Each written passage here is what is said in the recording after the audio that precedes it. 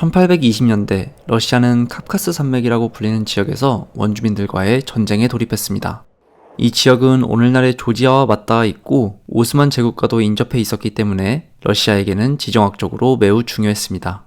카프카스 전쟁이라고 불리게 된 이 전쟁은 한편에서는 거대한 제국인 러시아가, 그리고 다른 한편에서는 조그마한 규모에 불과했던 여러 소수민족의 싸움이었기 때문에 금방 끝날 것처럼 보였지만 처음의 예상과는 달리 무려 30년에 가까운 시간 동안 지속되었을 정도로 러시아가 고전한 전쟁이었습니다.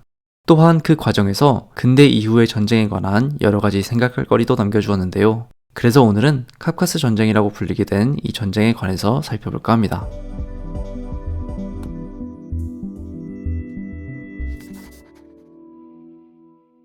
흔히 강대국이 지리적으로 침략하기 어려운 곳에 함부로 들어갔다가 고전하는 경우는 역사 속에서 쉽게 찾아볼 수 있는데요. 그런데 카프카스 전쟁에서 러시아가 고전하게 된 이유가 단순히 적이 산악지역에 숨어 있었기 때문만은 아닙니다. 오스만 제국과의 갈등에서 유리함을 차지하기 위해 침략한 러시아가 가장 먼저 당황한 것은 바로 언어 문제였습니다.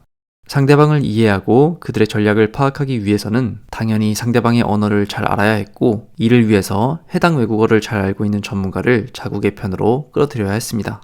그런데 카프카스 산맥에는 하나의 부족이 살고 있던 것이 아니었고, 그에 따라 언어 또한 한 가지 언어만 사용되는 것이 아니었습니다. 이미 이슬람 학자들이 이 산맥을 가리켜 언어들의 산이라고 부를 정도로 수많은 언어들이 사용되고 있었는데요. 최소한 20개가 넘는 부족들이 각자의 언어를 사용하면서 러시아에 저항했습니다. 또한 원주민 부족의 사회 구조 또한 러시아로 하여금 전쟁 수행에 어려움을 겪게끔 만들었습니다. 러시아는 전통적으로 전쟁을 할 때 상대국의 귀족과 같은 엘리트를 포섭하는 정책을 시행했습니다. 그런데 카프카스 산맥에는 유럽의 귀족과 같은 신분이 존재하지 않았고, 각 부족 안에서 지배적인 가문은 있었지만 그들의 지배력이 아주 강하지는 않았습니다. 한 러시아인은 이들을 보며 다음과 같은 말을 남겼습니다.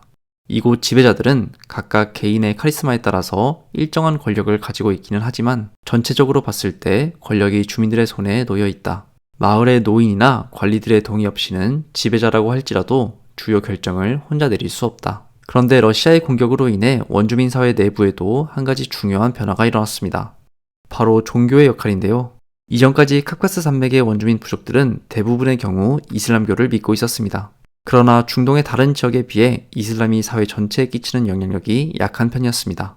그러나 러시아라는 국가가 외부에서 침략해오자 각각의 원주민 부족들이 단결하기 시작했고, 이때 이슬람은 이들을 이어주는 매개체가 되었습니다. 게다가 다양한 부족들을 통합해서 지휘하는 지도자도 등장하게 되었는데, 이맘 샤밀이라는 인물이 주인공이었습니다. 1797년 태어나 이슬람식 교육을 받은 샤밀은 1820년대부터 자신의 추종자를 모으기 시작했고, 러시아에 대한 저항을 일종의 종교적 성전으로 해석하기 시작했습니다. 이를 통해 이마마트라는 국가가 건국되었고, 이 국가의 가장 중요한 존재 목적은 러시아의 침략을 방어하는 것이었습니다.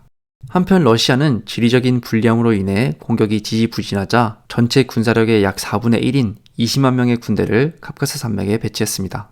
러시아군에 대응하기 위해서 샤밀은 이집트에서 근무한 적이 있는 엔지니어와 기술자들을 고용하기 시작했습니다. 이들은 무기를 생산하기 위한 공장을 건설하고 러시아의 총과 대포를 모방해서 제작하기 시작했으며, 러시아가 건설한 요새를 따라 비슷한 요새를 짓는 일을 했습니다. 샤밀은 산악 지역에 요새를 짓고 러시아군의 공격을 최대한 방어하면서 소수의 군대를 가지고 러시아군의 배후를 치는 전략을 선택했습니다. 따라서 전쟁의 양상은 곧 의지와 상관없이 억지로 끌려와 제대로 보수도 받지 못하는 다수의 러시아군과 비록 수는 적지만 제대로 보수를 받으면서 종교적으로 동기부여도 잘 되어 있는 이슬람 군대가 대치하는 상황으로 이어졌습니다. 게다가 샤밀은 러시아군이 쳐들어올 때 군대를 동원하기는 했지만 전투가 끝나면 이들이 일단 자신의 마을로 돌아가 일상생활을 할 수 있도록 했는데, 이 역시 군대의 동기부여를 유지하는데 큰 도움을 주었습니다. 샤밀은 더 나아가 러시아와의 전쟁을 범이슬람의 전쟁으로 확대하려는 노력도 했는데요. 이를 위해 오스만 제국의 술탄 압둘메지트 1세와 이집트의 지배자 무하마드 알리에게 지원을 요청하기도 했습니다. 술탄은 러시아를 자극하지 않기 위해 샤밀의 지원 요청을 거절했지만 무하마드 알리의 경우 초기까지만 해도 자금과 무기를 지원했습니다. 그러나 이내 마음을 바꾸고 지원을 중단하자 샤밀은 내부의 결속을 위해 이집트의 지원이 계속되고 있다고 거짓말을 했고, 무하마드 알리의 편지를 위조하는 과감함까지 보였습니다. 샤밀이 위조한 편지의 내용을 일부 살펴보면 다음과 같습니다. 나는 7명의 통치자와 전쟁을 펼쳐왔다. 그 중에는 영국, 오스트리아, 그리스, 프랑스, 그리고 술탄과의 전쟁도 포함된다. 이제 나는 러시아와 맞서 싸우려고 하며 샤밀을 너희의 통치자로 임명할 것이다. 너희 모두에게 샤밀에게 충성할 것을 명령하는 바이며 곧 나의 군대도 파견할 것이다. 이렇게 샤밀이 생각보다 러시아의 공격에 잘 대응하자 러시아는 한동안은 전통적 전략을 유지했는데요. 즉, 더 많은 군대를 파견해서 더 많은 수로 공격을 계속하는 선택을 한 것입니다. 그럼에도 불구하고 전쟁이 교착 상태에 빠지자 양쪽 진영의 사정 모두에 밝으면서 양쪽의 언어 모두 구사할 수 있는 인물들이 점점 더 필요해졌습니다. 러시아는 카프카스 산맥의 사정을 파악하고 보고할 스파이들을 대거 모집했지만 이 중 많은 수가 오히려 역으로 샤밀과 협력했습니다. 즉, 러시아 입장에서 보면 배신자가 속출한 것인데 약 500여 명의 전향자가 샤밀의 밑에서 일하면서 러시아군의 약점을 역으로 알려주는 상황이 벌어졌습니다. 이때 이들이 모두 이슬람 신자였던 것만은 아니었는데 이를 보면 샤밀이 취한 영리한 전략을 잘 엿볼 수 있습니다. 즉, 겉으로는 러시아의 공격을 막는 것을 이슬람의 성전으로 선전했지만 다른 한편으로는 종교를 가리지 않고 유리함을 가져가기 위해 필요한 전문가를 모집했던 것입니다. 결국 러시아는 전쟁 시작 후 20년이 넘게 지나서야 전략의 변화를 선택했습니다.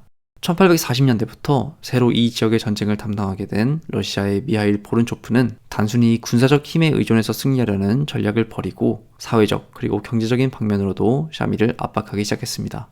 카프카스 산맥에 살고 있는 원주민들에게 가장 중요한 삶의 터전은 숲이었는데 보른초프는 이 숲을 밖에서부터 개간해 나갔습니다. 숲을 개간하고 새로 생긴 땅에 러시아 농민을 이주시켰고 이렇게 되자 기존의 원주민들은 점점 살 곳을 잃고 산속 깊은 곳으로 밀려났습니다. 게다가 샤밀의 지배하에는 기존의 원주민뿐만 아니라 샤밀의 선전 소식을 듣고 러시아의 지배를 피해 그의 밑으로 도망온 수천 명의 이슬람 난민들도 있었기 때문에 숲이 계속 개간되자 식량 문제도 심각해졌습니다. 또한 러시아를 배신하고 샤밀의 진영으로 넘어간 러시아인이 다시 귀순할 경우 완전한 면책권을 부여했고 지배하에 들어온 원주민 지역에 경제적 특권과 재산 소유권을 골고루 나눠주면서 원주민 사이의 갈등을 유발하는 러시아의 입장에서 보자면 영리한, 그러나 반대편에서 보자면 교묘한 전략을 취했습니다. 군사적으로도 이전의 전략에서 변화를 취해 더 이상 대규모로 군사를 동원해 공격하지 않고 샤밀과 마찬가지로 소수의 군사로 주요 거점지만 배후에서 공격하는 방법을 선택했습니다. 사실 이전까지만 해도 샤밀은 자신을 지원해주지 않는 술탄에게 비교적 오만해 보이는 자세를 취하는 모습을 보여주었을 정도로 자신만만했는데요. 상황이 얼마나 심각했는지는 그가 이후 술탄에게 쓴 편지에서 취하는 낮은 자세가 잘 보여줍니다. 술탄의 피통치민인 우리가 간절하게 처함이다. 우리는 오랜 시간 동안 적에 맞서 우리의 종교를 지켜왔지만 이제 점점 힘이 약해지고 있습니다. 지난 수년 들어 우리는 점점 땅에서 밀려났고 이제는 맞서 싸울 수 있는 자원이 없습니다. 군사력도 모자라기 때문에 이제 우리는 재앙적 상황에 직면해 있습니다. 그러나 카프카스 산맥을 위해 러시아와의 전면전을 감수해야 할 필요성을 느끼지 못한 술탄은 답을 하지 않았습니다. 샤밀은 이후에도 10여 년간 더 버텼지만 결국 식량이 부족해지면서 내부의 결속력도 더 약해졌습니다. 마침내 1859년에는 샤밀이 러시아군에 의해 포로로 잡힌 이후 상트페테르부르크로 이송되었습니다. 이로써 30년의 시간 동안 수십만의 사람이 목숨을 잃은 전쟁이 일단 끝났습니다. 우리에게는 잘 알려져 있지 않은 전쟁이지만 카프카스 전쟁은 몇십 년이나 지속되면서 러시아는 물론 유럽 전역에서 집중적인 관심을 받았습니다. 서유럽에서는 전력에서 절대적으로 우위인 러시아가 샤밀을 굴복시키는데 수십 년이 걸리는 것을 보며 소수 민족을 지리적으로 험한 곳에서 정복하는 것에 어려움을 이해하게 되었고 이는 이후 제국주의 시대의 국가들이 가장 먼저 참고하는 사례가 되었습니다. 역사학자들이 카프카스 전쟁을 식민주의 시대 이전의 식민전쟁으로 이해하는 것도 이러한 맥락이 있기 때문입니다. 결국 러시아의 카프카스 전쟁은 이후 다가올 제국주의 시대의 불길한 서막이었다고 할 수 있겠습니다.